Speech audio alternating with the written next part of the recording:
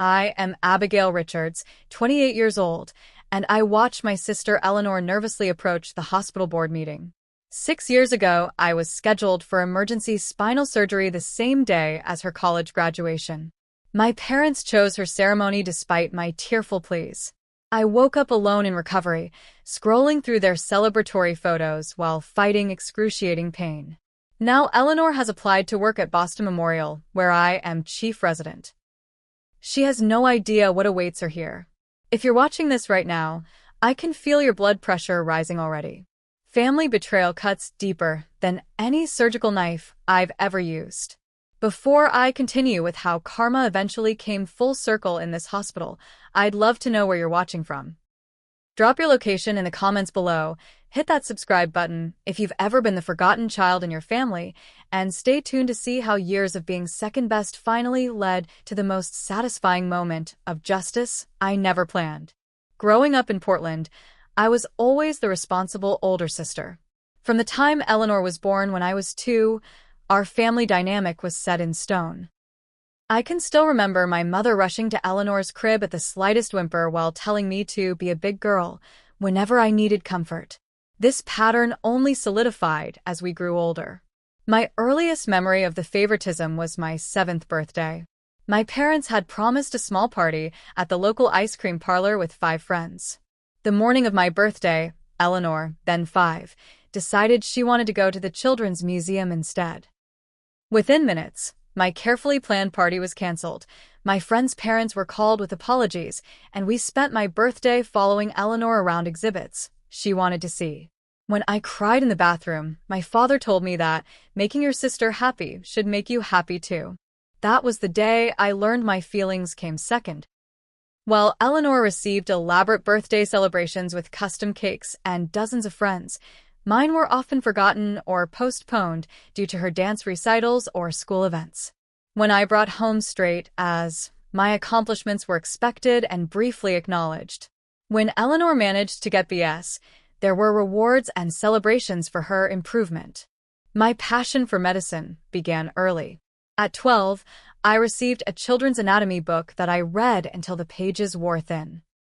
I would spend hours studying while Eleanor would interrupt my concentration, demanding I play with her or help with homework she hadn't bothered to start until the last minute. My parents never redirected her. Instead, they would say, "Abby, you know how Eleanor gets when she feels ignored."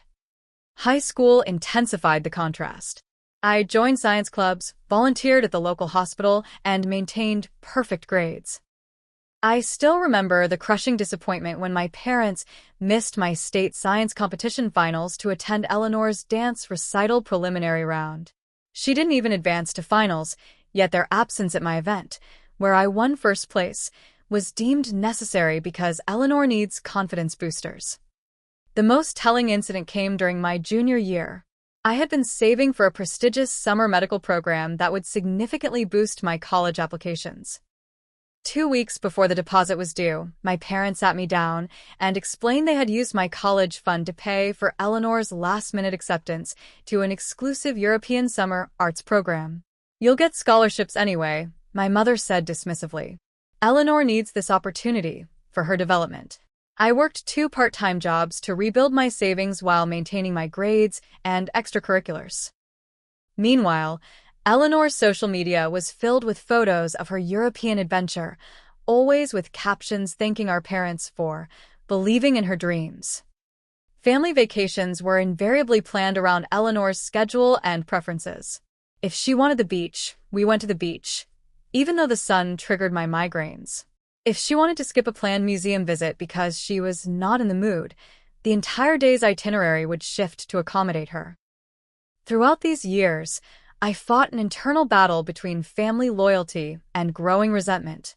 I loved my sister in those rare moments when she wasn't competing with me or undermining my accomplishments.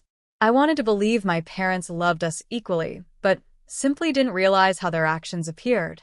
I made excuses for them, blamed myself for being too independent, or not expressing my needs clearly enough.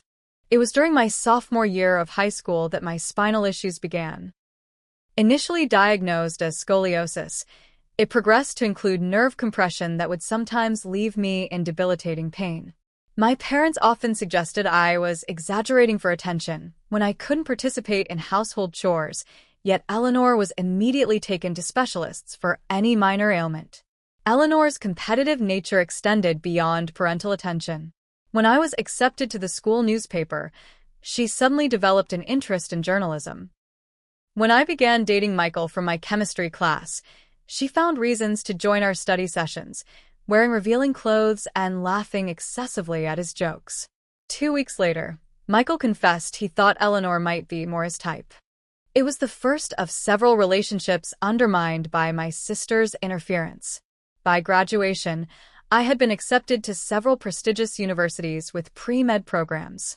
At the dinner celebration, which was kept small because Eleanor had finals the next day, my sister announced she might also be interested in medicine. My parents immediately began discussing how they could help her pursue this new interest, completely derailing the conversation about my accomplishments. I saw the pattern so clearly then. My path was always meant to be walked first by me, then claimed and celebrated when Eleanor followed. That night, alone in my room, I made a decision that would guide my next years.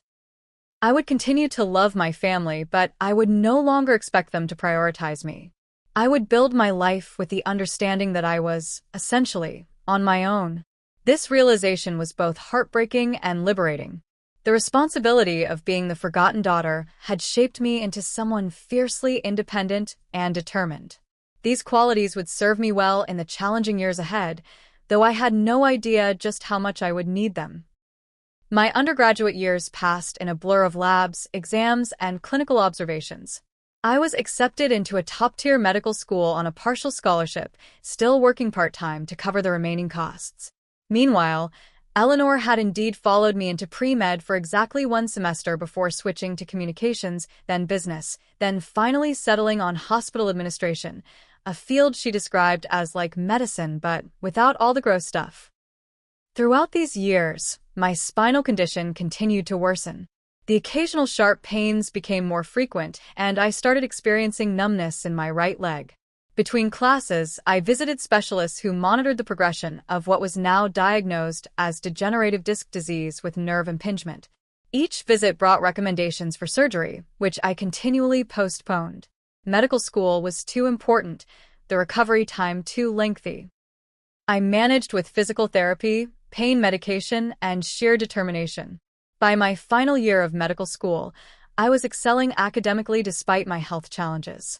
I had secured a prestigious residency position and was researching specialized surgical techniques in neurology. Eleanor, meanwhile, was in her senior year at an elite college our parents had strained themselves financially to afford. Her social media portrayed a glamorous college experience. Parties, spring break trips, and constant shopping expeditions for new clothes and accessories. The crisis came, without warning, in April. I was reviewing case studies in my apartment when the pain exploded through my lower back and down both legs. I collapsed, unable to move, the agony unlike anything I'd experienced before. My roommate found me an hour later and called an ambulance. At the hospital, MRIs revealed a severe herniation with fragments compressing my spinal cord. The neurosurgeon was blunt. Without immediate surgery, I risked permanent nerve damage and possible paralysis. The surgery was scheduled for May 15th. As I lay in the hospital bed, making arrangements for my classes and upcoming exams, I realized with a sinking feeling what that date meant. May 15th was Eleanor's graduation day, an event that had dominated family conversations for months. I called my parents that evening, my voice shaking as I explained the situation. The surgery was high risk, involving microdiscectomy and possible fusion. The recovery would be painful and challenging. I needed their support, not just practically but emotionally. For once, I explicitly asked for what I needed. Mom, Dad, I know it's Eleanor's graduation, but this is serious. The doctor says postponing even a few days increases the risk. I'm scared. I need you here. The silence on the other end of the line lasted several seconds too long. Then my mother said she would call Eleanor to discuss options. An hour later, my phone rang. Abby, my mother began, her voice carrying that familiar placating tone, we've talked it over with Eleanor, and you have to understand this is her special day. She's worked so hard for this moment. I'm having emergency spinal surgery, I repeated, thinking perhaps they hadn't understood the severity. And you'll have the best doctors, my father interjected. You're in a hospital already. Eleanor needs us there for support. It's a once-in-a-lifetime event. So is potential paralysis, I whispered, tears streaming down my face. The conversation continued with increasingly desperate pleas from my side and increasingly thin justifications from theirs. Eleanor eventually came on the line, sniffling dramatically.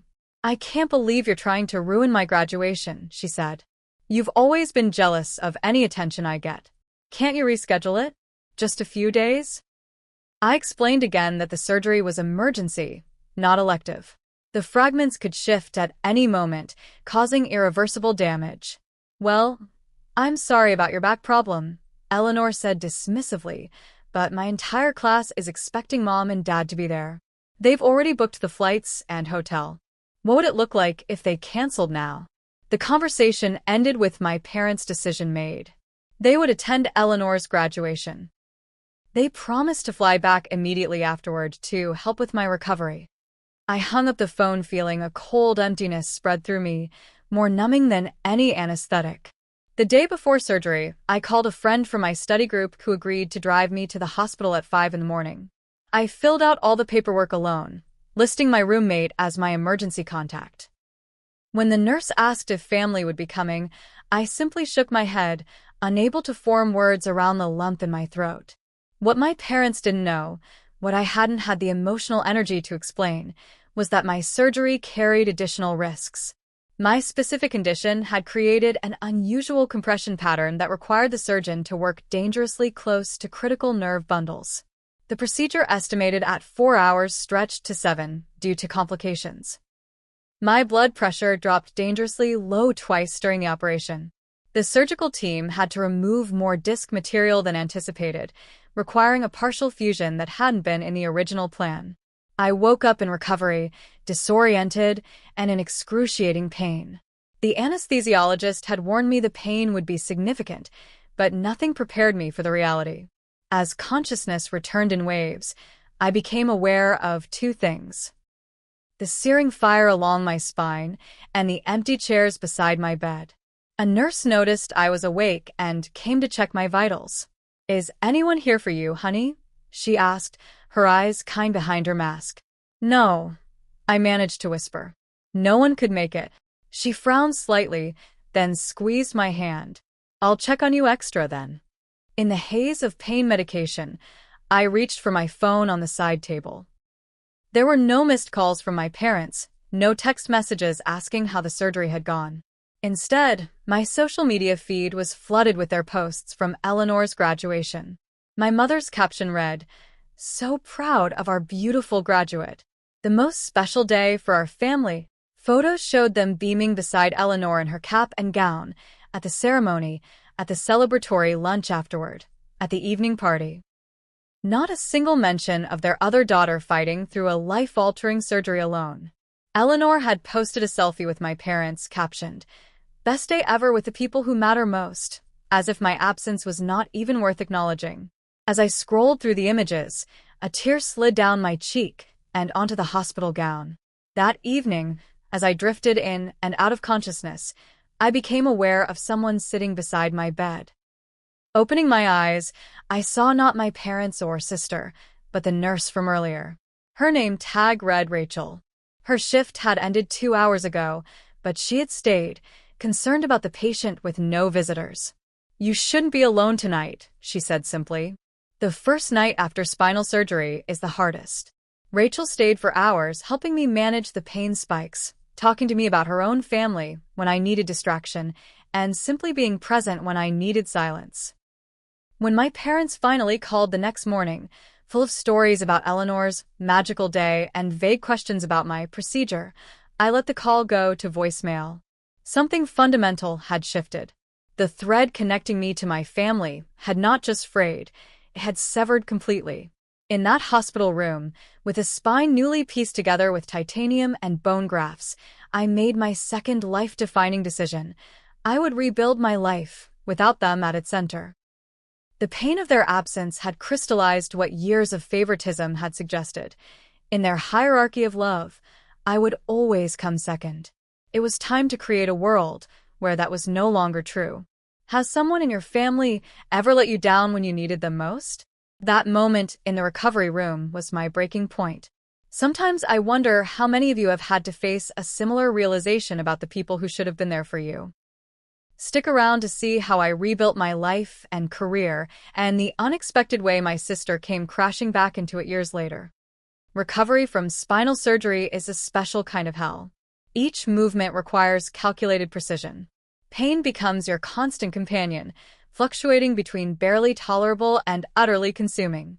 For me, the physical recovery was complicated by the emotional wounds that felt just as raw. My parents arrived 2 days after my surgery, breezing into my hospital room with gift shop flowers and graduation cake left over from Eleanor's celebration. They seemed genuinely surprised by my frosty reception. "We came as soon as we could," my mother said, arranging the slightly wilted flowers beside my bed. Eleanor's post-graduation brunch ran longer than expected. My father added, "The surgeon said everything went well, right? See, you were in good hands. And now we're here to help with recovery." I looked at them, really looked at them. Perhaps for the first time seeing them not as the parents I wished they were, but as the people they actually were. "I'm being discharged tomorrow. My roommate is helping me. You can go home." "Don't be ridiculous," my mother scoffed. "You'll need help. We'll stay for a few days." "Like you stayed for my surgery?" The words came out sharper than I intended, but I didn't regret them. An uncomfortable silence filled the room. Finally, my father said, "Abby, you're an adult." Eleanor needed the emotional support more. "You've always been the strong one." "I needed you." My voice was quiet but steady. "I asked for you. Once. The one time I explicitly asked and you chose her. Again." "That's not fair," my mother began, but I cut her off. "Please leave. I mean it. I'll call when I'm ready to talk." They left, confused and slightly indignant, not understanding that a fundamental shift had occurred. I didn't call them for 3 weeks, and when I did, it was a brief, factual update on my recovery. No emotions. No accusations. Just information provided to people who now felt more like distant relatives than parents. During those early recovery weeks, an unexpected friendship formed. Rachel, the nurse who had stayed with me after surgery, continued to check on me even after her shifts. She lived near my apartment and began stopping by with groceries or simply to provide human contact during those isolated days of recovery. "Why are you doing this?" I asked her one evening as she changed my surgical dressing. She was quiet for a moment before responding. "I had a brother who died of leukemia when I was 14. The night he passed, a nurse stayed with our family hours after her shift ended. She made the worst night of our lives slightly more bearable. I promised myself I'd do the same when I became a nurse. As my body slowly healed, I made decisions about my future. I had been accepted to residency programs across the country, including one in my hometown near my parents. The choice became obvious. I would complete my residency at Boston Memorial Hospital, 3,000 miles away from Portland. It wasn't running away, it was running toward independence. I arrived in Boston 3 months post-surgery, still in physical therapy, but determined to begin my residency on schedule. The program was prestigious and demanding, exactly what I needed to focus my energy on something besides family wounds and physical pain. By an extraordinary coincidence, Rachel had applied for and received a nursing position at the same hospital. Having a friend during those early months in a new city made the transition infinitely easier. Boston Memorial became the center of my new life. Dr. William Harrison, the chief of neurosurgery, took particular interest in my development after learning about my own spinal procedure. "The best doctors are often those who've been patients," he told me. "They never forget what it feels like on the other side." Under his mentorship, I flourished. My work ethic, forged in years of proving myself despite being overlooked, served me well in the demanding environment. While other residents complained about 80-hour weeks, I volunteered for additional cases. While they socialized after shifts, I stayed to review patient files or assist in the research lab. My dedication did not go unnoticed. By my second year, I was selected to assist Dr. Harrison on complex spinal procedures.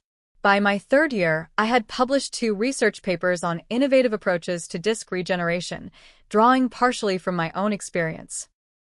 Patients responded to my empathetic approach. I never forgot what it felt like to wake up alone after surgery, so I made sure my patients always had proper support systems in place. Contact with my family became increasingly minimal. Monthly phone calls with my parents were brief and superficial. They never visited Boston, citing the expense and distance, though they managed to fund Eleanor's post-graduation trip to Thailand and Australia.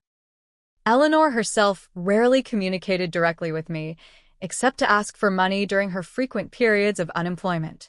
After graduation, Eleanor struggled to find her footing professionally. She cycled through jobs in marketing, event planning, and eventually hospital administration assistance, never lasting more than 8 months in any position.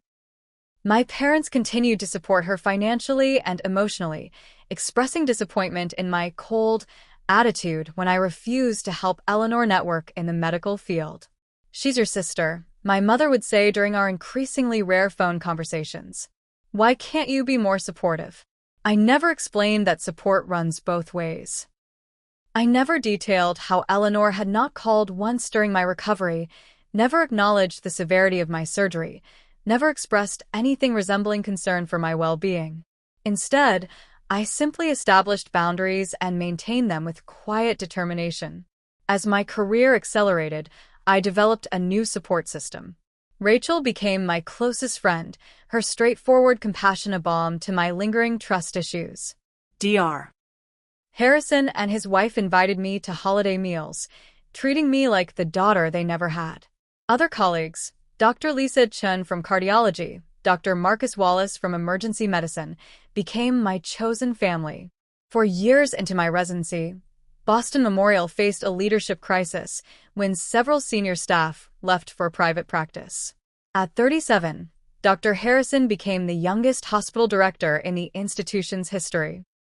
One of his first acts was to promote me to chief resident, an unprecedented move for someone my age. "Your clinical skills warrant it," he said when I expressed surprise.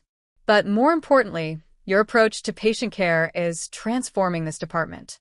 You see the whole person, not just the condition."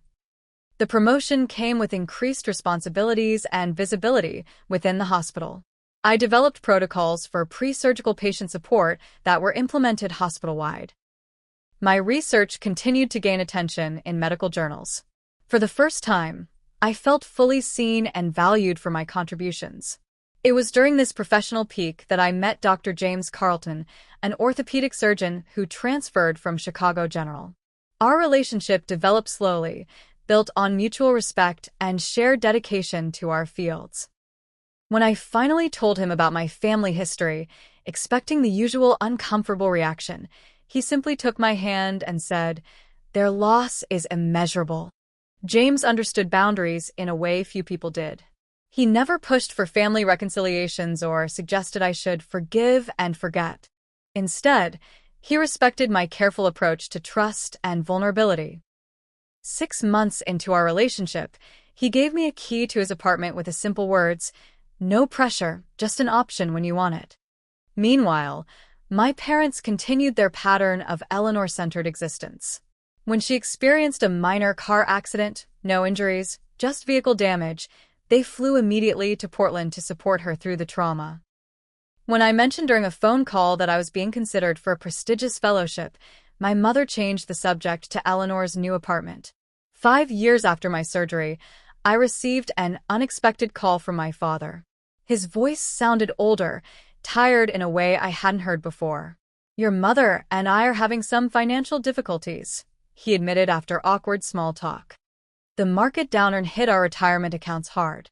What he didn't say, what I learned later, was that they had been supplementing Eleanor's income for years, paying her rent when she quit jobs impulsively, covering credit card debts she accumulated. Their retirement fund, once substantial, had dwindled to dangerous levels. "I'm sorry to hear that," I said, genuine despite our distance. "Do you need help?" No, he backpedaled quickly. "We'll figure it out. Eleanor has a promising job interview coming up. Things should turn around soon." I offered to review their finances, to connect them with a financial advisor I knew in Portland. My father declined, seeming embarrassed by the momentary vulnerability. The conversation ended with the usual awkward goodbye, but something in his tone lingered with me. It was the sound of consequences beginning to materialize after years of enabling one child at the expense of another. I had no idea then that those financial difficulties and Eleanor's promising job interview would collide with my carefully constructed new life in ways I couldn't possibly anticipate. The hospital that had become my sanctuary was about to become the battlefield for a family reckoning 6 years in the making. The morning that changed everything began like any other. I arrived at Boston Memorial at 5:30, reviewed overnight patient developments, and prepared for morning rounds. Rachel met me at the coffee cart in the main lobby, our daily ritual before separating to our respective departments. "You look extra intimidating today, Dr. Richards," she teased, handing me my usual black coffee. "Good. I have residence evaluations this afternoon. A little intimidation keeps them on their toes." We parted ways, and I headed to my office to check emails before rounds. Among the usual administrative notices and research updates was a message from Diane in Human Resources with the subject line, "Candidate Review Request, Admin Position." Boston Memorial was hiring for a newly created position, Director of Patient Experience and Administrative Efficiency. The role combined patient advocacy with operational oversight, a prestigious position with significant influence on hospital policy. As chief resident, I served on the interview committee for senior positions, reviewing qualified candidates before final selection. I opened the email and froze. Among the 5 shortlisted candidates was a familiar name, Eleanor Richards. My first thought was that it must be a coincidence. Surely there were other Eleanor Richards in healthcare administration. But the attached resume confirmed my fears. There was my sister's smiling professional photo, her education history, including the college graduation my parents had chosen over my surgery, and a suspiciously impressive list of accomplishments in hospital administration. More disturbing was the personal statement where she wrote, "My passion for healthcare administration was inspired by my sister, a physician at Boston Memorial. Watching her dedication to patient care motivated me to find my own path in healthcare, supporting the vital work of medical professionals from the administrative side." I had never inspired Eleanor's career choices. If anything, she had followed me into healthcare after several failed attempts at finding her own path. The blatant manipulation of our relationship for professional advantage made my stomach turn. I immediately called Diane in HR. "Did you notice the relationship between this candidate and me?" I asked after pleasantries. "Yes, Dr. Richards. She actually mentioned it during her preliminary phone interview. Said you didn't know she was applying because she wanted to surprise you. Should I be concerned?" I closed my eyes, forcing myself to remain professional. I'll need to recuse myself from the initial interview process, due to the personal connection. But please keep her application active. She should be evaluated on her qualifications like any candidate. After hanging up, I sat at my desk, memories flooding back. Eleanor taking credit for organizing a charity fundraiser I had planned entirely. Eleanor telling my high school boyfriend that I had cheated on him when I hadn't. Eleanor accidentally spilling coffee on my college application essay the night before it was due. A lifetime of small sabotages and claimed accomplishments. A knock at my door interrupted my thoughts. Dr. Phillips, the hospital director who had taken over when Dr. Harrison retired last year, entered with a concerned expression.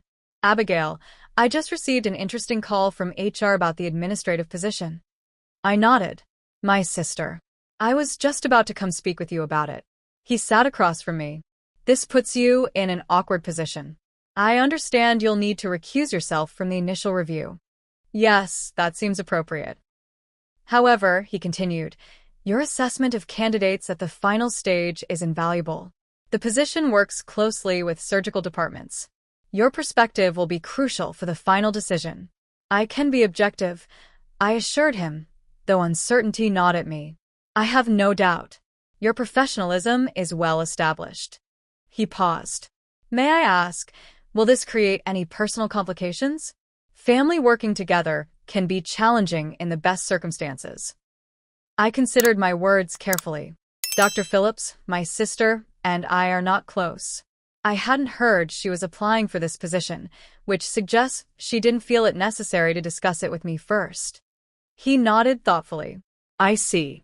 Well, the preliminary interviews are next week. The committee will narrow to 3 candidates, and final interviews are the following Monday. You'll join us then.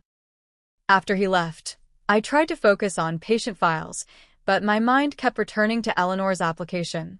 I pulled it up again, reviewing her work history more carefully. The positions were accurate. I had heard about most of them during brief family calls, but the accomplishments seemed exaggerated.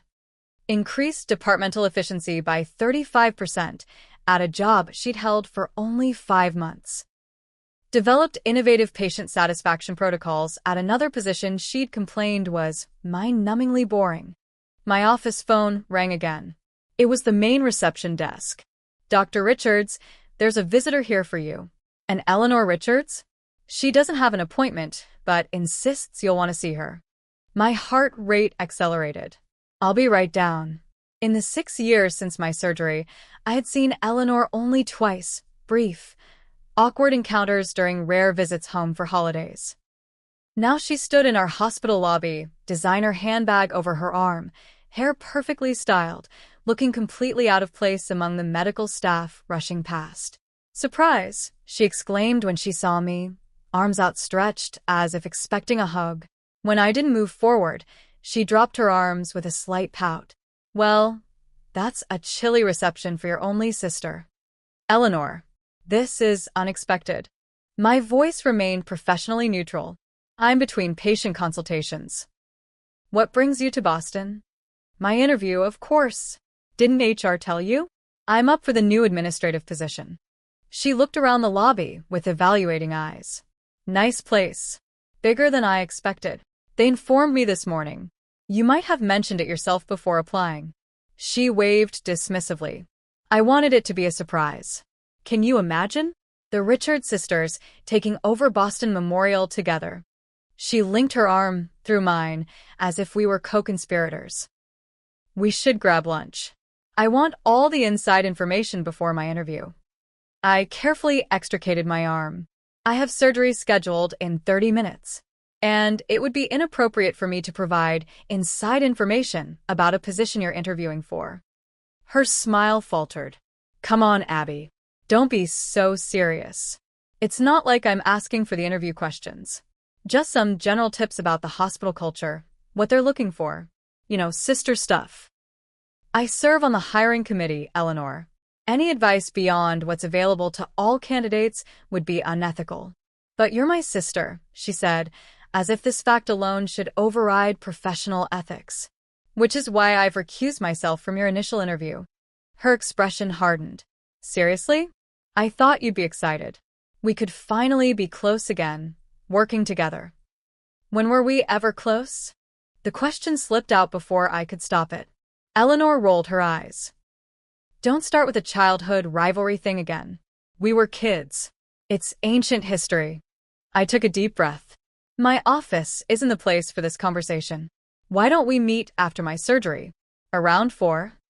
She brightened immediately. Perfect.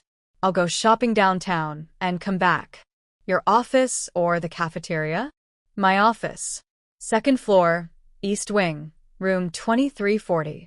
As I watched her leave, her heels clicking confidently across the lobby floor, a complex mixture of emotions washed over me.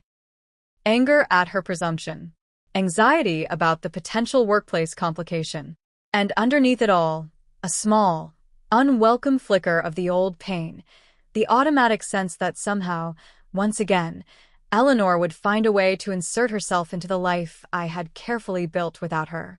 During surgery, I forced these thoughts aside, focusing entirely on the lumbar fusion before me. But afterward, as 4 o'clock approached, the tension returned. I straightened my desk compulsively, as if preparing for an inspection rather than a conversation with my sister. Eleanor arrived 15 minutes late, carrying shopping bags and a takeout coffee. "This hospital is like a maze," she complained, settling into the chair opposite my desk. "They really should have better signage." "The signage is quite clear if you follow it," I replied, then immediately regretted the defensive tone. "How have you been, Eleanor?" "Honestly, things have been tough." She set down her coffee with a sigh. "That's partly why I applied here. I need a fresh start, and Boston seems as good a place as any." "What happened with your last position?" "In Seattle, wasn't it?" She waved vaguely. "The hospital was downsizing. Budget cuts, you know how it is. I was last in, first out." She didn't mention that she'd been there less than 6 months. "But it's fine. This position actually pays better, and Boston Memorial has a much better reputation. It's a senior position with significant responsibilities," I said carefully. "The competition will be substantial. That's where you come in." Her smile turned conspiratorial again. "You're on the committee, right? Put in a good word for me." "Eleanor, I just explained." I know. Ethics and all that." She rolled her eyes. "But come on. That's just what you say publicly. Everyone helps family behind the scenes." I studied her face, realizing she genuinely believed this. In her world, rules existed to be bent, especially for family. It had never occurred to her that I might actually value professional integrity. "That's not how I operate," I said firmly. "And it's not how Boston Memorial operates. This position will go to the most qualified candidate." Her expression darkened. "So, you're not going to help me at all? After everything our parents did for you?" The audacity of the statement left me momentarily speechless. "What exactly do you think they did for me? Put you through medical school, for starters. Do you have any idea how expensive that was? They're still recovering financially. I had scholarships and loans, which I'm still paying off. They contributed less than 20% of my educational costs." She dismissed this with another wave. "Whatever. The point is, they supported you. We all supported you. And now you have this fancy career and won't even help your own sister get a job at your hospital. You have a job interview. That's the standard process. What happens after depends on your qualifications." Eleanor leaned forward, her voice dropping. "Look, I really need this, Abby. Things with Mom and Dad are complicated right now. They can't help me anymore." "What do you mean?" She hesitated. "They're having money problems. Dad's investment portfolio tanked, and they had to refinance the house. They've been helping me out since graduation, but they just can't anymore. So you decided to follow me to Boston and apply at my hospital?" "It makes sense. I have experience in hospital administration, you're already established here, and the position is perfect for me." Her voice softened, became almost pleading. "Plus, it would give us a chance to reconnect. Don't you miss having family around at all?" The question struck closer than I wanted to admit. Despite everything, there were moments when the absence of family connections left an ache. Holidays spent with friends instead of relatives. No parents to call with good news. No shared childhood memories with the people who were there. "Eleanor," I said carefully, "I've built a life here. A good life, with people I trust and respect. If you want to be part of that life, it needs to be on terms of mutual respect. Not manipulation or expectations of favors." She seemed ready to argue, then paused, considering. "Fine. No favors. "Just don't actively work against me either, okay? I'll evaluate your application exactly, as I would any candidate's. That's all I can promise." She nodded, apparently satisfied with this minimal concession. Then, as if the tense conversation hadn't happened, she brightened. "So, tell me about Boston. Where are the good neighborhoods to live? If I get this job, I'll need to find an apartment." For the next 20 minutes, we had the most normal conversation we'd shared in years, discussing Boston neighborhoods, restaurants, and the brutal winters. It was almost pleasant, this glimpse of what a normal sister relationship might feel like. As she prepared to leave, Eleanor paused at the door. By the way, I never really understood why you made such a big deal about that surgery years ago. It was just a back procedure, right? And everything turned out fine. The casual dismissal of what had been a life-altering medical crisis and profound betrayal stunned me. Before I could formulate a response, my office phone rang, an emergency consultation in the ER. "I have to take this," I said, reaching for the phone. Eleanor nodded. "I'll see you at the interview then. Thanks for the Boston tips." After she left, I sat motionless, the phone forgotten in my hand. Her parting comment revealed what I should have already known. Eleanor had never understood the magnitude of what happened 6 years ago. In her mind, it had been a simple choice between a routine medical procedure and a once-in-a-lifetime celebration. The depth of my pain, both physical and emotional, had never registered in her reality. That evening, as I recounted the encounter to Rachel over dinner at my apartment, I struggled to articulate the complex emotions Eleanor's visit had triggered.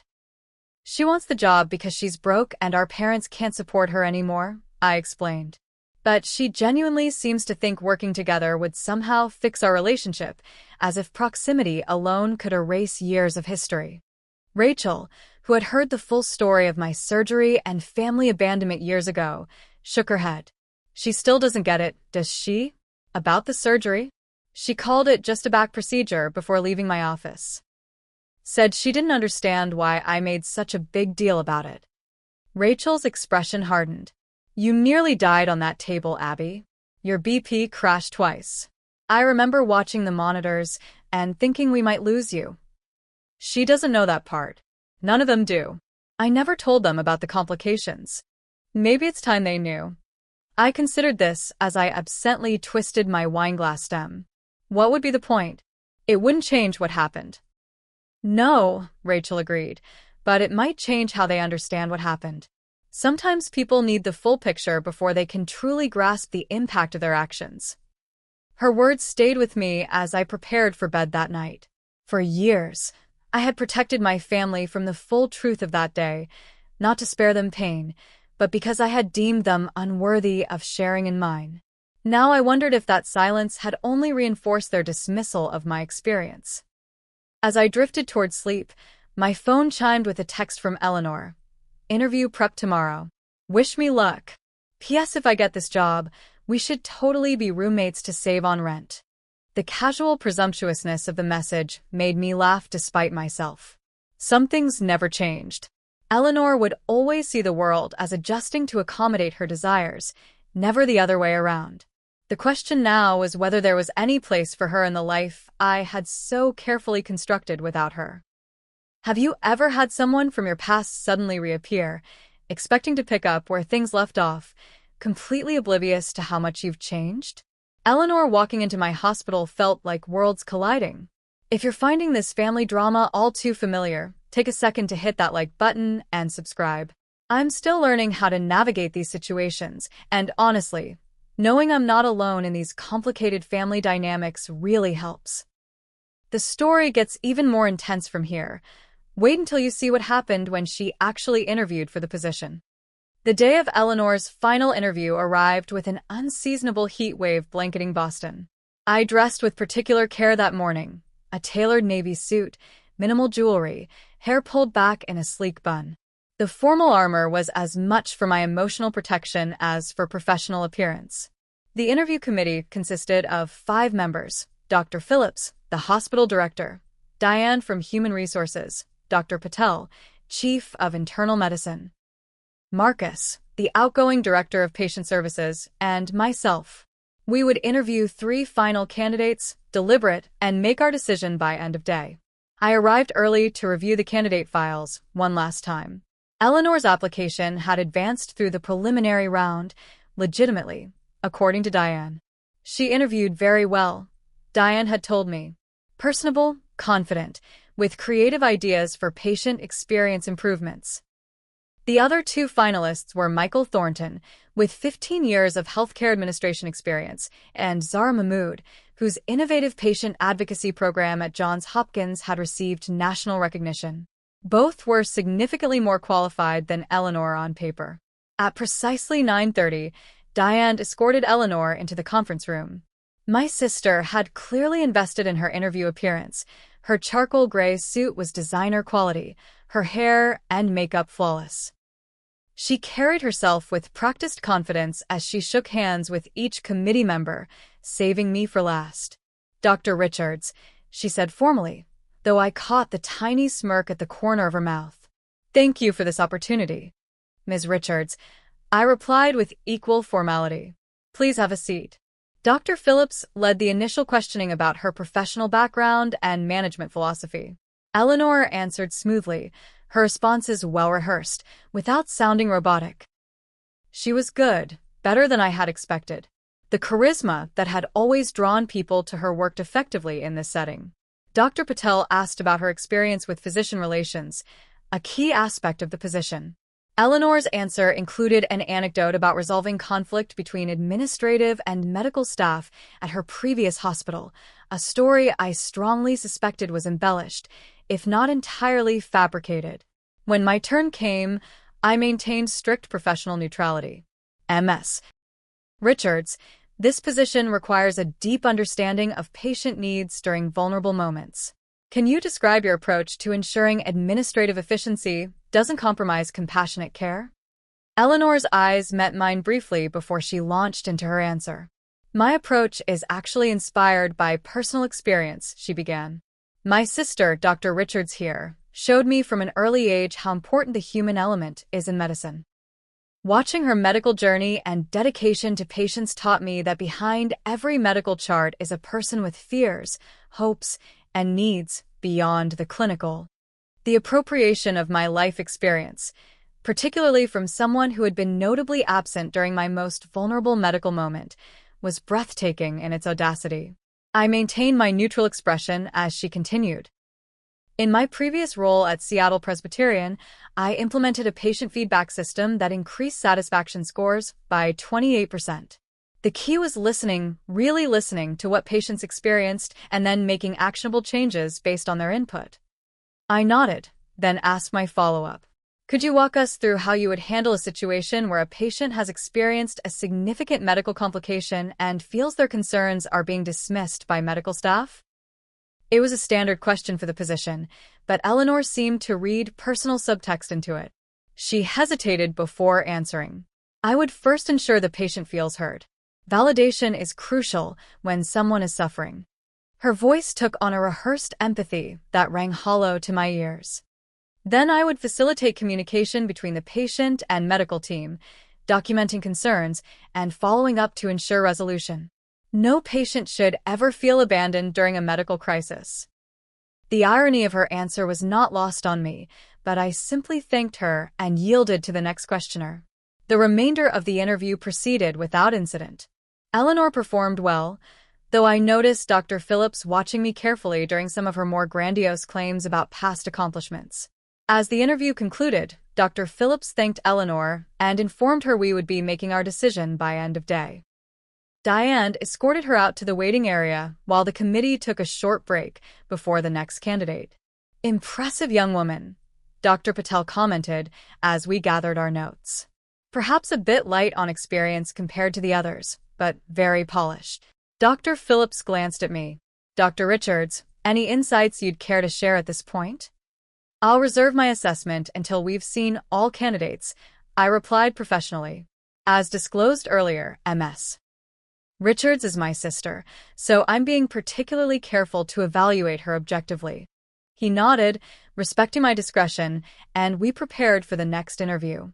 Michael Thornton's interview was solid but uninspiring, extensive experience, but little innovation. Zara Mahmood, however, was exceptional. Her patient-centered approaches were backed by data and practical implementation strategies. Her answers reflected both compassion and administrative acumen. We broke for lunch at 12:30. As I gathered my notes, Diane approached me. "Your sister asked if you could meet her for lunch in your office. I told her you might have committee obligations." Thank you, Diane. "I'll speak with her briefly." I found Eleanor waiting in my office, scrolling through her phone. "How do you think it went?" she asked immediately, looking up with expectant eyes. "You know I can't discuss the committee's impressions with you, Eleanor." I'm not asking for inside information, she protested. Just your personal opinion. Sister to sister. The same ethical considerations apply regardless of how you frame the question. I sat behind my desk, maintaining professional distance. We're seeing all candidates before deliberating. Her expression hardened. You're really going to be this rigid about it? I saw how you looked at me during the interview. You were judging everything I said. I was evaluating your responses, as I'm doing for all candidates. That's literally my job on the committee. But you know how much I need this position. Mom and Dad can't help anymore, and my savings are almost gone. Her voice took on the familiar wheedling tone from childhood. It would be so perfect if I worked here. We could repair our relationship, have lunch together, maybe even share an apartment to save on rent. The presumption that I would want any of these things left me momentarily speechless.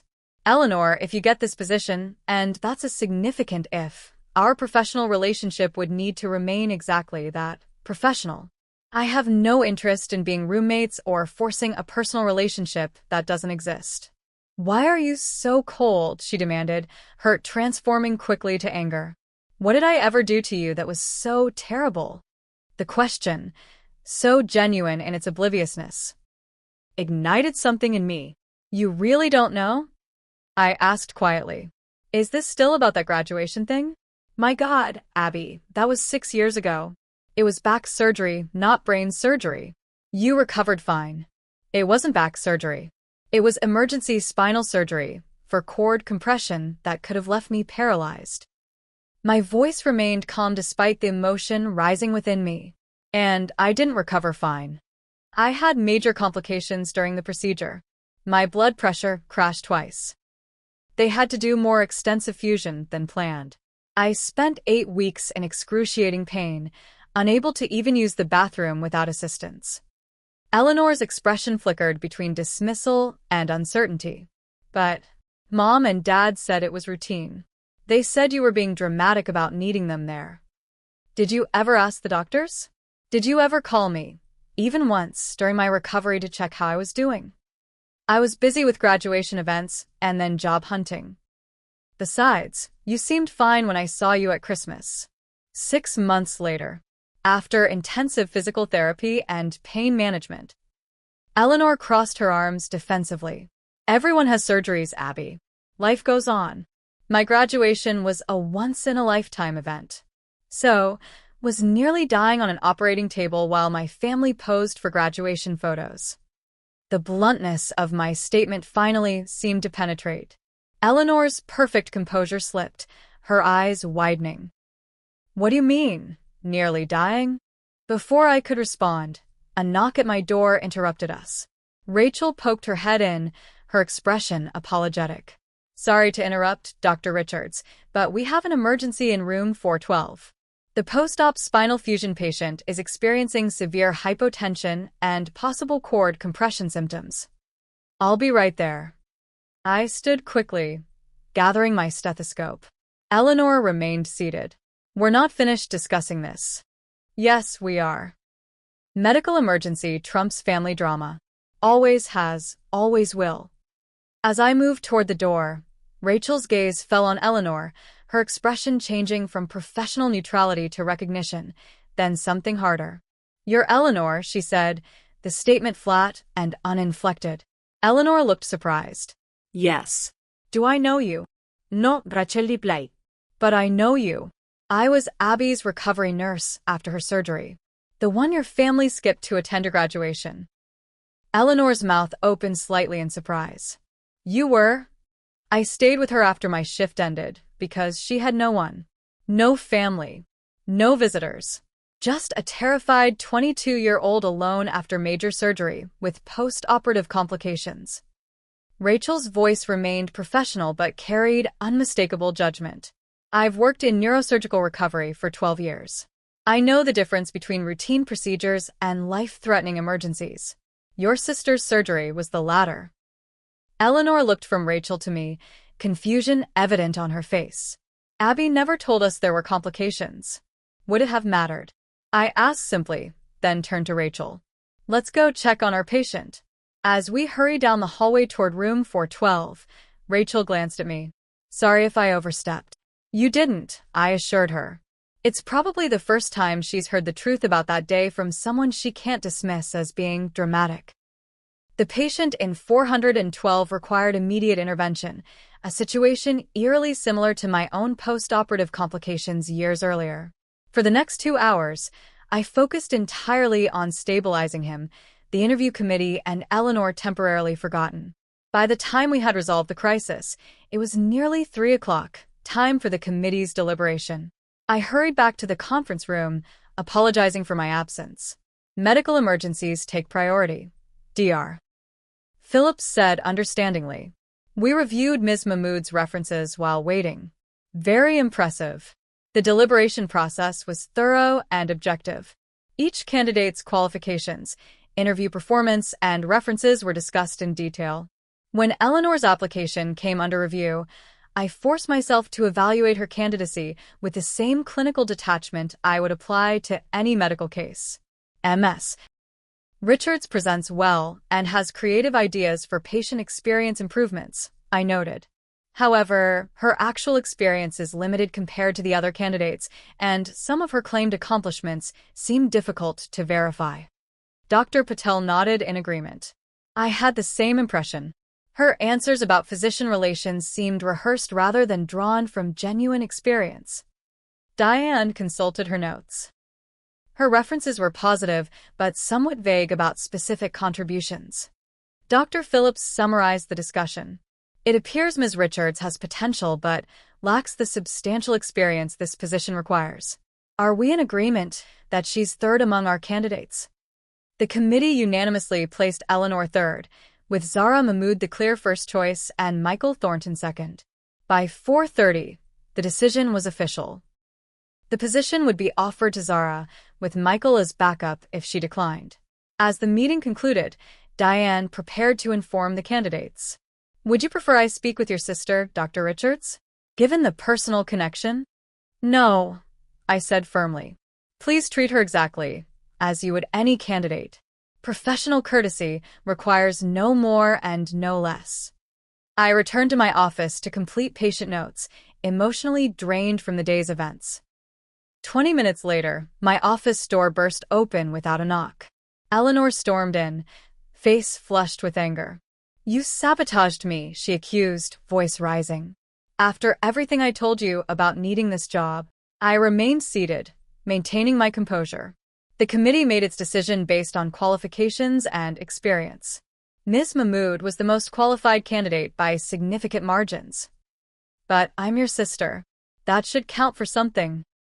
In this hospital, what counts is competence, experience, and commitment to patient care. Family connections don't override those considerations. You've always been jealous of me, she spat, tears forming in her eyes. Always competing. Always trying to prove you're better. You couldn't stand the thought of me succeeding here in your precious hospital. Eleanor, that's enough. My voice remained steady but firm. This isn't about childhood rivalry. It's about professional qualifications for a senior position with significant responsibilities. It's about revenge, she insisted.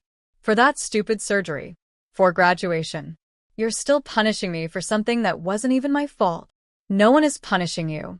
You are simply not the most qualified candidate. I needed this job. Her voice cracked with genuine distress. Mom and Dad are drowning in debt because of me, because they kept helping me financially when I couldn't hold jobs. They're talking about selling the house. I thought if I got this position, I could finally help them instead of draining them. The admissions, so raw and honest, cut through my professional detachment. For perhaps the first time, Eleanor was acknowledging her role in our parents' financial troubles rather than deflecting responsibility. Before I could respond, a commotion in the hallway drew our attention. Our parents' voices, not heard in person for over 2 years, carried clearly from the reception area. We're looking for Dr. Abigail Richards, my father's voice insisted. And her sister Eleanor Richards. Were their parents? Eleanor's eyes widened. You called Mom and Dad? No, I said, equally surprised. Did you? She nodded, suddenly looking younger and more vulnerable. After talking to your nurse friend. I was upset. I wanted them to confirm that your surgery wasn't as serious as you and Rachel made it sound. Before I could process this information, my parents appeared in my doorway, looking older than I remembered and distinctly uncomfortable in the hospital setting. Abby, my mother said tentatively, it's been a long time. The family that had fractured 6 years ago was suddenly reunited in my office, the last place I would have expected or wanted such a reunion. The professional and personal worlds I had kept carefully separated were now colliding in spectacular fashion, with no clear indication of whether we would all emerge intact. My parents stood awkwardly in my office doorway, their expressions a mixture of discomfort and determination. My father looked significantly older than when I'd last seen him, his hair now completely gray, new lines etched deeply around his eyes. My mother clutched her purse tightly against her chest like a shield. Mom. Dad. I acknowledged them with a nod, struggling to maintain my professional composure in this increasingly bizarre situation. This is unexpected. Eleanor called us, my mother explained, stepping hesitantly into the office. She was quite upset. Something about a job interview and complications from your surgery years ago. Eleanor moved to stand beside them, forming a united front that felt painfully familiar. I told them how you're still holding a grudge about graduation day. How you influenced the hiring committee against me. That's not what happened, I said firmly. The committee made its decision based on qualifications. The most experienced candidate got the position. But you told the committee about our history, didn't you? Eleanor accused. You poisoned them against me. I disclosed our relationship for ethical reasons and recused myself from your initial interview. The final decision was unanimous among all 5 committee members. My father cleared his throat. Abby, surely there's something you can do. Eleanor really needs this position. The family connection should count for something. 6 years of separation, and this was his opening line. Not concern for my well-being or interest in my life, but another request to prioritize Eleanor's needs over professional integrity. That's not how medicine works. That's not how this hospital works, I replied, my voice cooling. Positions are earned based on merit, not family connections. But you're some kind of important doctor here now, my mother interjected. Chief resident, Eleanor said. Surely you have influence. Which is precisely why I need to be especially careful about conflicts of interest. I stood, needing the physical advantage of height. This discussion is inappropriate.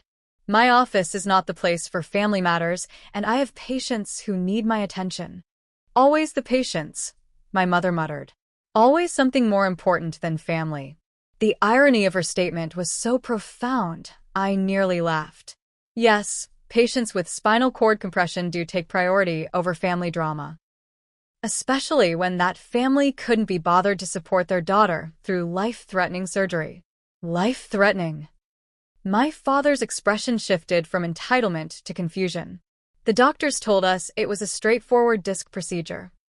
Which doctors? You never spoke to my surgical team. You never called the hospital.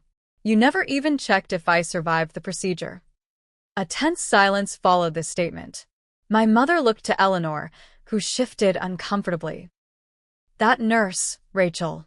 She said there were complications, Eleanor admitted reluctantly. That Abby almost died. That's ridiculous, my mother dismissed immediately. We would have been informed if there had been serious complications. By whom? I challenged. You weren't listed as my emergency contacts. You weren't there before, during, or after the surgery. You never called to check on my condition. My father's face had paled slightly. Abby, if there were serious complications, why didn't you tell us? I stopped expecting anything from you the moment I woke up alone after surgery. The calm detachment in my voice surprised even me. Why would I share medical details with people who had made it clear my health was not their priority?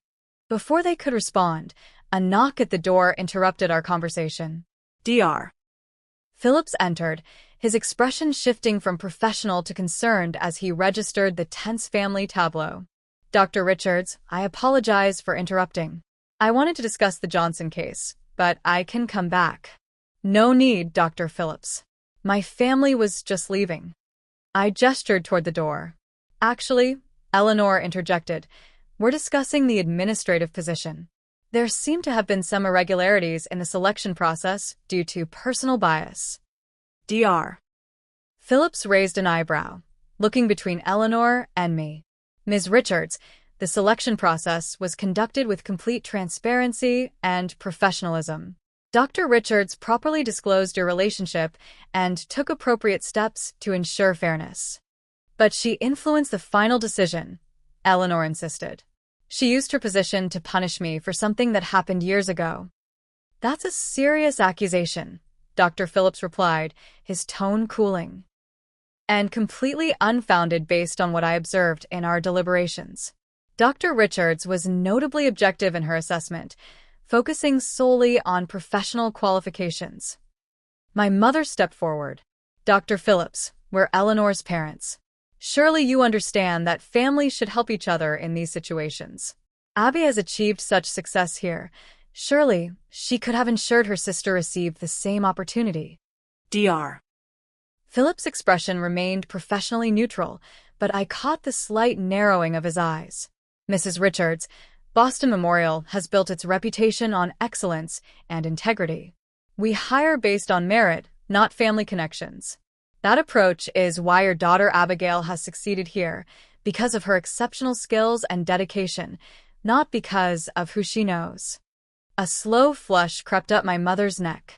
I didn't mean to suggest. Furthermore, Dr. Phillips continued, Dr.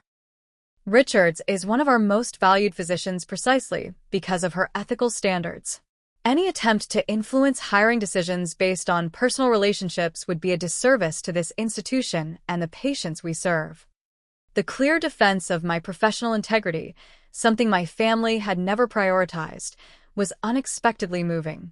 Dr. Phillips had known me for less than 2 years, but understood something fundamental about me that my own family had missed. The tense standoff was interrupted by another arrival. Rachel appeared in the doorway, clipboard in hand. Excuse me, Dr. Richards, but the Rodriguez family is asking to speak with you about their father's post-operative care plan.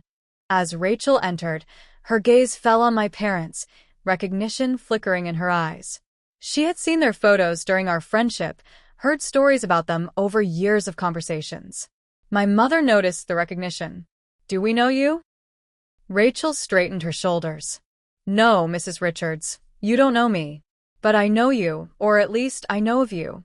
I'm Rachel Winters. I was the recovery nurse who stayed with your daughter after her spinal surgery 6 years ago. My father frowned. The surgery during Eleanor's graduation?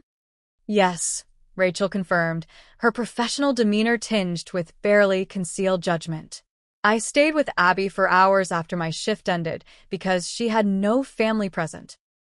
I was there when her blood pressure crashed during post-op recovery. I was there when she developed a spinal fluid leak that required emergency intervention. I was there when she cried from pain while checking her phone for messages from her family, messages that never came. Each statement landed like a physical blow. My parents' expressions shifted from defensive indignation to uncomfortable uncertainty. There was a spinal fluid leak? My father asked quietly. Among other complications, Rachel confirmed. The surgery that was scheduled for 4 hours took over 7. The surgeons had to perform more extensive fusion than planned due to the severity of the disc herniation and fragmentation. Dr. Richards faced months of difficult recovery and rehabilitation. But she never told us any of this, my mother protested weakly. Would it have changed your decision to attend the graduation instead? Rachel asked directly. My parents exchanged uncomfortable glances, but didn't answer. Dr. Phillips, sensing the tension, cleared his throat. Perhaps this discussion should continue at another time. We have patients requiring attention. Yes, I agreed quickly, grateful for the professional interruption. Rachel, please tell the Rodriguez family I'll be there shortly. My mother's composure had faltered, her earlier certainty replaced by confusion. Abby, we need to talk about this. If what she's saying is true. It is true, I confirmed. Every word. But this isn't the time or place. I have responsibilities to my patients.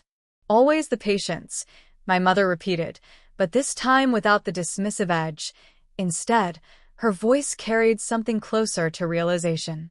Yes, I agreed simply. Always the patience. That's what being a doctor means. Eleanor had remained uncharacteristically silent during Rachel's revelations. Now she spoke, her voice smaller than I had heard it in years. I didn't know, Abby, about the complications, about how serious it was. You never asked, I replied, not unkindly. None of you did. Dr. Phillips intervened with practiced diplomacy. Mrs. and Mr. Richards, perhaps you'd be more comfortable waiting in our family lounge. Dr. Richards can join you after attending to her patient responsibilities. My father nodded, seemingly relieved by the suggestion. Yes, that would be best. We'll wait, Abby. Take your time with your patients. As they filed out, Eleanor lingered behind. I'm sorry about the job, she said quietly. I shouldn't have accused you of sabotaging me. The simple acknowledgement, so rare from my sister, caught me off guard. Thank you for saying that. Do you think? She hesitated.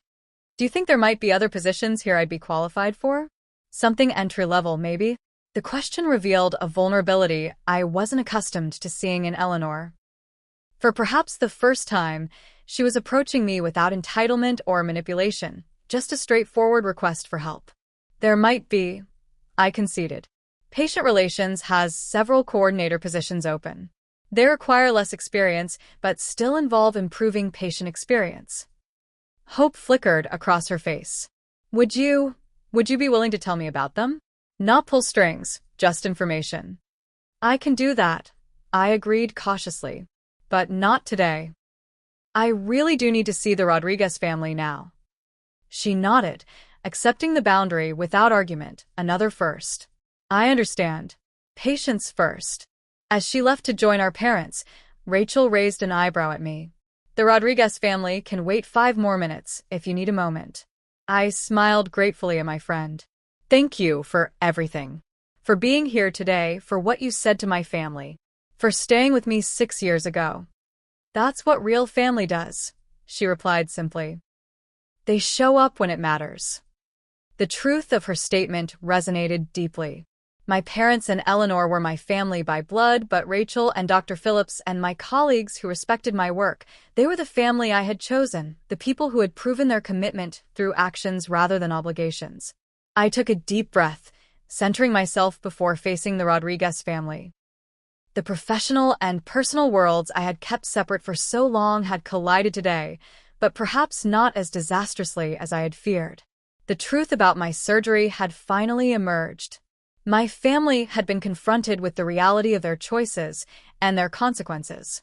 And in Eleanor, I had glimpsed something new, a willingness to take responsibility, to acknowledge mistakes, to approach our relationship with honesty rather than entitlement. It wasn't reconciliation, not yet. But it was something I hadn't expected or thought possible, a first step toward understanding. 1 month after the tumultuous interview day, I stood outside Mercy General Hospital, 15 minutes across town from Boston Memorial. The modern glass entrance reflected the afternoon sunlight as I checked my watch for the 3rd time in 5 minutes. Eleanor had suggested this meeting, and despite my misgivings, I had agreed. The door slid open, and there was my sister, wearing a simple navy dress with a hospital ID badge clipped to the collar. Eleanor Richards, Patient Advocacy Coordinator. Her face lit up when she saw me. You came, she said, sounding genuinely pleased. I said I would. I maintained a careful distance, still uncertain about this new chapter. There's a coffee shop around the corner. They have those almond croissants you used to like.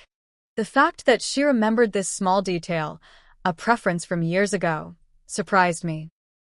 We walked in companionable silence to the cafe, ordered our drinks, and found a quiet corner table. So, I began after we settled, Patient Advocacy Coordinator. How's it going? Eleanor's smile was different from what I remembered, less practiced, more genuine. It's challenging. I'm learning so much. Turns out I'm good at listening to patients' concerns and translating them to medical staff. That's good to hear. I want to thank you, she said, fingers nervously tracing the rim of her cup. The reference letter you wrote for this position. I didn't expect that after everything. After my family had left Boston Memorial that day, I had indeed written a carefully worded professional reference for Eleanor, highlighting her communication skills and recommending her for entry-level patient relations positions. It had been a calculated decision, offering appropriate help without compromising my professional integrity. "You are qualified for an entry-level position," I said simply. The reference was factual. Still. "You didn't have to do it." She took a deep breath. "I've been in therapy, since that day at your hospital, twice a week." This was unexpected. "Really?" She nodded. "After what Rachel said about your surgery, after seeing how everyone at Boston Memorial respected you while I was making a fool of myself?" Something finally clicked. I realized I didn't like the person I'd become. The admission hung between us, raw and honest in a way Eleanor had never been. "The therapist thinks I've spent my whole life being the favorite without earning it," she continued. "That I never developed actual skills because everything was handed to me. She says I have entitled personality features." Eleanor made air quotes around the clinical term with a self-deprecating smile. "That sounds accurate," I ventured carefully. She laughed, a genuine laugh without defensiveness. "Yeah, no kidding." "It's hard looking at yourself honestly after 30 years of believing your own hype." We sipped our coffees, the silence between us now thoughtful rather than tense. "Mom and Dad are in therapy too," she added. "Family counseling. They wanted me to ask if you considered joining a session sometime." "Not now," she added quickly, seeing my expression. "When you're ready. If you're ever ready." "I'm not sure I'll ever be ready for that," I admitted. "I understand. They're really struggling with what Rachel told them about your surgery. Dad keeps saying he didn't know, that no one told him how serious it was. Mom cries whenever it comes up." "Their ignorance was a choice," I said, more sharply than intended. "They chose not to call the hospital, not to speak with my doctors, not to check on me afterward." "You're right," Eleanor agreed, surprising me again with her ready acknowledgement. "They're starting to see that now. The therapist is pretty tough on them about it." I tried to imagine my parents in therapy, confronting decades of favoritism and its consequences. The image was almost impossible to conjure. "How are they doing financially?" I asked, changing the subject slightly. "You mentioned they were struggling." Eleanor's expression turned serious. "They're okay for now. They refinanced the house. I'm sending part of my paycheck home each month to help. It's not much, but it's something." The role reversal, Eleanor supporting our parents rather than constantly taking from them, represented a significant shift. "That's responsible of you." "First time for everything," she said with a wry smile. "Look, Abby, I know we can't erase the past. What happened with your surgery? I can't fix that. None of us can. But I'm trying to be different now. To be someone you might eventually want in your life again." The vulnerability in her statement was disarming. For all our lives, Eleanor had approached relationships as entitlements rather than connections to be earned and maintained. "I appreciate that," I said carefully. "But trust takes time to rebuild. If it can be rebuilt at all." "I know. I'm not asking for forgiveness or instant sisterhood. Just openness to the possibility that people can change." We finished our coffees and walked back toward Mercy General. As we approached the entrance, Eleanor hesitated. "There's a departmental meeting next month about improving cross-hospital communication for transfer patients. Boston Memorial will be sending representatives. Will you be there?" "Possibly. Dr. Harrison has been asking me to get more involved with inter-hospital initiatives." "If you are there." She paused, visibly working to phrase her request without presumption. "Maybe we could have coffee again." "No pressure." I considered the request. "Maybe. I'll let you know." Her smile was understanding rather than demanding. "That's fair. I should get back to work. Thanks for meeting me, Abby." As I watched her walk back into Mercy General, I felt an unexpected lightness. Not forgiveness, not yet, but perhaps the beginning of something new. A relationship based on who we were becoming rather than who we had been. The weeks that followed brought gradual, cautious changes. Rachel, ever protective, remained skeptical of Eleanor's transformation. "People don't change their fundamental nature," she warned over dinner at my apartment. "Especially not that quickly." "I'm not rushing into anything," I assured her. But the Eleanor I met for coffee was different from the Eleanor who stormed into my office demanding a job. "Just be careful," Rachel advised. "You've built a good life here. Don't let family obligation pull you back into old patterns." James, who had been quietly supportive throughout the Eleanor situation, offered a more optimistic perspective. "Family dynamics can shift when the balance of power changes," he observed. "Your sister is experiencing consequences perhaps for the first time. That can be transformative." My promotion to full attending physician came 3 months after Eleanor started at Mercy General. The ceremony was attended by colleagues who had become friends and friends who had become family. Rachel stood proudly in the front row. Dr. Phillips presented the appointment with warm words about my contributions to Boston Memorial. In my acceptance speech, I thanked those who had supported my journey, making special mention of Rachel, who was there when it mattered most. I did not invite my parents or Eleanor to the ceremony. That bridge, while perhaps under construction, wasn't yet strong enough to bear such weight. 2 months later, I found myself at the inter-hospital conference Eleanor had mentioned. I spotted her immediately in the crowded auditorium, now with a new title on her badge, Senior Patient Advocate. She noticed me but waited for me to approach rather than assuming the connection, another small but significant change. "Congratulations on the promotion," I said, gesturing to her badge. Her smile was modest rather than triumphant. "Thank you. It's still entry-level compared to your achievements, but I'm learning so much." "How did you earn it so quickly?" "I developed a communication protocol for non-English speaking patients. Simple but effective. Turns out listening to people's actual needs can lead to useful solutions." She shrugged. "Something I should have learned a long time ago." The conference session focused on improving patient transitions between hospitals.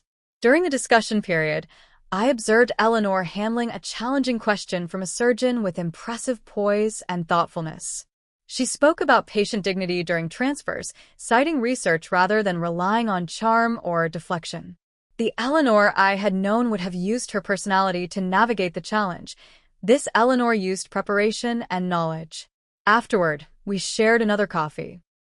The conversation flowed more easily this time, focusing primarily on professional matters but occasionally touching on personal topics. Eleanor mentioned she had started volunteering at a rehabilitation center similar to the one where I had recovered from surgery. "It's humbling," she admitted. "Seeing people work so hard just to regain basic functions. Makes my problems seem pretty trivial."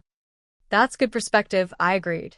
"Mom and Dad asked about you again," she ventured carefully. "What did you tell them?"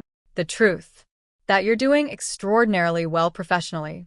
That we're talking occasionally, but rebuilding trust takes time. That they need to respect your boundaries." The mature response, so unlike the Eleanor who would have pressured and manipulated, reinforced my sense that genuine change was occurring. 6 months after the interview day confrontation, I received an unexpected email from my father. Unlike previous communications, it wasn't centered on Eleanor or filled with subtle guilt trips. Instead, it contained a simple, direct apology. "Abby, I've been doing a lot of reflection and therapy about the choices your mother and I made regarding your surgery. There is no excuse for our absence when you needed us most. I understand now that this was part of a larger pattern of failing to recognize and support your needs. I don't expect forgiveness, but I want you to know that I recognize the pain we caused. If you're ever willing, I would appreciate the opportunity to apologize in person. Your mother feels the same way. We are proud of the accomplished physician you've become, entirely through your own determination. With love and regret, Dad." I didn't respond immediately, letting the words sit with me for several days. The acknowledgement, while years late, was something I hadn't realized I still needed. My response was brief but honest. "Thank you for your email. I'm not ready for an in-person meeting yet, but I appreciate your acknowledgement of what happened. I'm glad you and Mom are working through these issues in therapy." The exchange opened a tentative channel of communication. Occasional emails followed, respectful of boundaries, free from manipulation. My mother sent a card on the anniversary of my promotion, containing only supportive words without reference to Eleanor or family obligations. Small steps, but meaningful ones. Nearly a year after Eleanor's failed interview at Boston Memorial, our paths crossed professionally again at an inter-hospital conference on patient advocacy. I arrived early to review my presentation and found Eleanor already there, helping organize materials for her own workshop session. Dr. Richards, she greeted me with professional courtesy when she noticed my presence. I was hoping to catch you before things got busy. I wanted to let you know, I'm applying for the Patient Experience Director position at Mercy General. That's a significant step up, I observed. Do you feel ready for it? She considered the question thoughtfully. 6 months ago, I would have said yes immediately, without really considering what the role entails. Now, she paused. I think I am, but I'm also aware of how much I still have to learn. I've been honest about that in my application. That self-awareness will serve you well, I noted, genuinely impressed by her growth. I'm not expecting any special treatment, she added, but I was hoping you might attend my workshop today. Your professional feedback would be valuable. The request was reasonable and professionally appropriate. I can do that. Her workshop on communication barriers between medical staff and patients was genuinely impressive. Eleanor had developed a protocol that significantly improved patient understanding of treatment plans, particularly among vulnerable populations. She presented data, acknowledged limitations, and handled questions with competence rather than charm. When a senior physician challenged one of her points, she engaged thoughtfully rather than becoming defensive. Afterward, I offered specific professional feedback, which she received with genuine interest. As we discussed potential refinements to her protocol, I realized we were having our first truly collegial conversation, equals discussing shared professional interests rather than siblings carrying historical baggage. You've changed, I observed as we wrapped up our discussion. She nodded. Therapy helps. So does actually working for what I want instead of expecting it to be handed to me. And she hesitated. So does understanding what I did to you. What we all did. The past is the past, I said, not dismissively, but with the perspective time had granted. What matters is who we choose to be now. Speaking of choices, Eleanor said carefully, Mom and Dad are coming to Boston next month. No pressure, but they'd love to see you if you're willing. Maybe just coffee, somewhere neutral. I considered the request. A year ago, I would have refused immediately. Now, I found myself weighing the possibility. I'll think about it, I promised. 2 weeks later, I attended a difficult spinal surgery case, a young woman with a condition remarkably similar to what I had experienced. The successful procedure left me reflective about my own journey and the different paths healing can take. That evening, I emailed Eleanor. I'll meet with Mom and Dad. Coffee only, public place, 1 hour maximum. The meeting was neither miraculous reconciliation nor disastrous confrontation. My parents had aged visibly, humbled by financial struggles and the painful self-awareness therapy had forced upon them. My mother cried when she first saw me, but quickly composed herself, respecting that public emotional displays would not help our fragile reconnection. You look well, Abby, my father said, his voice carrying genuine warmth beneath the awkwardness. The hospital must be treating you right. I've built a good life here, I confirmed. The conversation that followed was careful, but not cold. They asked appropriate questions about my work, listened to my responses without interrupting or shifting focus to Eleanor. When I inquired about their financial situation, they were honest about the challenges but emphasized they were managing without burdening either daughter.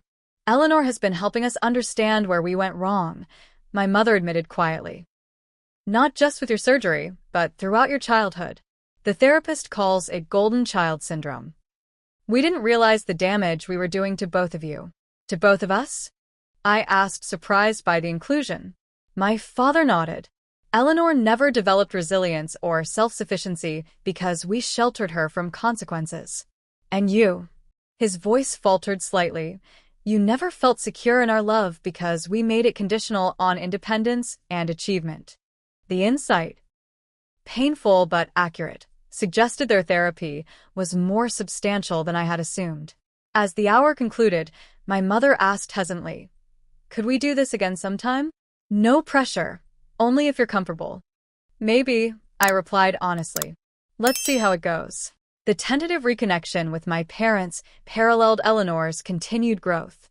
She received the promotion at Mercy General, calling to share the news without expectation or demands. When I congratulated her, she responded with uncharacteristic humility. "It feels different," she admitted, "earning something through actual work instead of charm or family connections. More solid somehow." "That's how it should feel," I assured her. At an inter-hospital conference, 6 months later, I watched Eleanor competently managing a crisis when a presenter collapsed mid-speech. She coordinated with medical staff, ensured the audience remained calm, and demonstrated leadership skills I wouldn't have believed her capable of 2 years earlier. As our eyes met across the auditorium, I felt something unexpected, a flicker of pride in the professional she was becoming. Later that evening, over dinner with James, now my fiancé, after a thoughtful proposal that respected my need for independence even within partnership, I reflected on the journey. "I never expected reconciliation," I admitted. "I thought that bridge was permanently burned." "Not reconciliation," James corrected gently. "Transformation. You're not returning to old relationships. You're building new ones with people who happen to share your history." His distinction resonated deeply. The relationships forming with my parents and Eleanor weren't resurrections of what was lost, but entirely new constructions built on different foundations. Respect rather than obligation, boundaries rather than enmeshment, truth rather than pretense. The past remained unchanged. My parents had still chosen Eleanor's graduation over my surgery. That wound had scarred over, but would always be part of my history. What had changed was the present, and the possibilities it held for a future different from what I had imagined. 2 years after Eleanor walked into Boston Memorial expecting special treatment, we stood together at the annual healthcare recognition dinner where I was receiving an award for my work in spinal trauma care. Eleanor had asked if she could attend, and I had welcomed her presence. My parents watched the live stream from Portland, respecting that some steps toward reconciliation required more time. As I accepted the award, I acknowledged those who had shaped my journey. To Dr. Phillips, who saw my potential. To Rachel, who stayed when it mattered most. To James, who understands that independence and partnership can coexist. And to my sister Eleanor, who reminded me that transformation is always possible when we're brave enough to face ourselves honestly. Eleanor's eyes glistened with tears as we met afterward. "I didn't expect that," she said quietly. "You've earned it," I told her sincerely. Not through blood relation, but through genuine change. We had both traveled long distances from who we once were, me from the overlooked daughter desperate for validation to a physician secure in her worth, Eleanor from the entitled golden child to a professional earning respect through merit. The journey hadn't erased our history, but it had created space for something new to grow in the clearing. Family, I had learned, was both those we're born to and those we choose. The truest connections came not from obligation but from mutual respect and genuine care. Sometimes those connections could be rebuilt after devastating breaks. Sometimes they couldn't. The wisdom lay in knowing which bridges to reconstruct and which to honor in memory while building new paths forward. As I performed surgery on a young woman with a condition similar to what had nearly paralyzed me years earlier, I thought about the circular nature of healing. My own trauma had made me a better physician. My family's betrayal had led me to build chosen connections that sustained me through challenges. Even Eleanor's entitled demands had you.